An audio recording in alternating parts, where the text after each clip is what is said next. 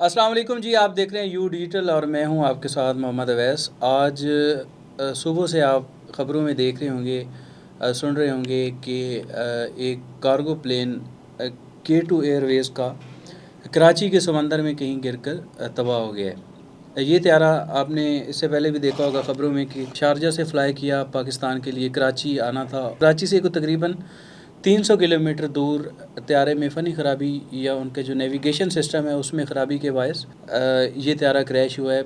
उसमें जो पायलट थे उन्होंने कराची एयरपोर्ट से रब्ता भी किया कि जो नेविगेशन सिस्टम है वो सही से काम नहीं कर रहा, और कोई ये कॉल जो है, ये जो कोऑर्डिनेशन है, ये 9:18 पे रात को की गई।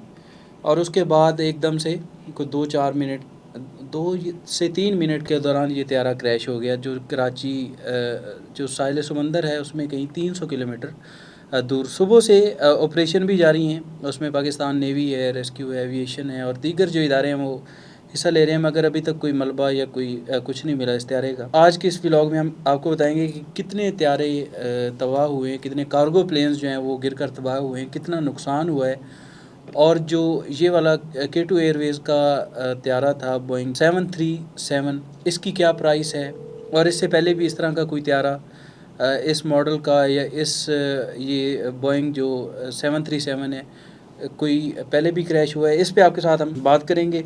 सबसे पहले तो जो 5 साल में जो फिगर्स मौजूद हैं वो 25 से 30 कार्गो प्लेन्स हैं 2021 से 2026 के मिड तक, आज तक, यानी जो क्रैश हुए हैं। और उसमें जो रिसेंट कल इंसिडेंट हुआ है, कल रात को कराची में जो एक प्लेन क्रैश हुआ है कार्गो प्लेन, वो शामिल है। K2 एयरवेज़ का ये जो त्यारा है इसको 2012 में कार्गो पे शिफ्ट किया गया, और इसकी जो एस्टिमेटेड प्राइस है वो है $10 मिलियन से $30 मिलियन। फिर इनकी कंडीशन पे डिपेंड करता है, मॉडल पे डिपेंड करता है, जनरेशन पे डिपेंड करता है। जबकि मुख्तलिफ जो अच्छे प्लेन्स हैं, जो अच्छी कंडीशन में हैं, अच्छे मॉडल्स के हैं, ये ज़रा जो जदीद हैं वो $150 मिलियन तक भी हैं।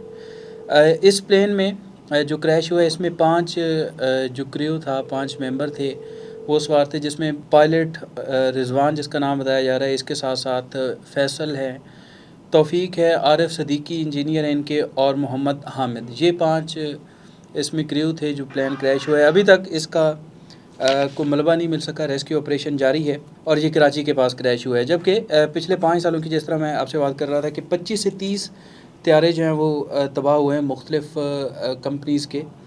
2025 में नवंबर में एक तुर्किश प्लेन भी इससे पहले क्रैश हुआ था, जबकि 2025 मई में एक कार्गो प्लेन UPS नामी कंपनी का वो भी क्रैश हुआ था। इसी तरह 2024 में एक सूडानी गवर्नमेंट का एक त्यारा था, कार्गो प्लेन था, वो क्रैश हुआ था, और 2023 सितंबर में भी एक त्यारा क्रैश हुआ था। इसी तरह ये एक पूरी लिस्ट मौजूद है जिसमें 2021 से 2026 आज तक के जितने भी त्यारे हैं जो कार्गो प्लेन क्रैश हुए हैं उनकी डिटेल्स हैं। इसके साथ साथ कराची में इससे पहले जो एक हादसा हुआ था वो आप सबको याद है कि एक प्लेन जो रनवे से फ़्लाई करते हुए उसमें रनवे पर ही क्रैश हुआ, जिसमें 90 से ज़ायद हमारे लोग जो हैं वो शहीद हुए थे। इसके साथ साथ ये जो K2 एयरवेज़ का त्यारा, ये तकरीबन 27 साल पुराना है, और इससे पहले ये, वैसे तो आपने मोस्टली देखा होगा कि जो बोइंग 737 के त्यारे हैं वो कमर्शियली यूज़ होते हैं,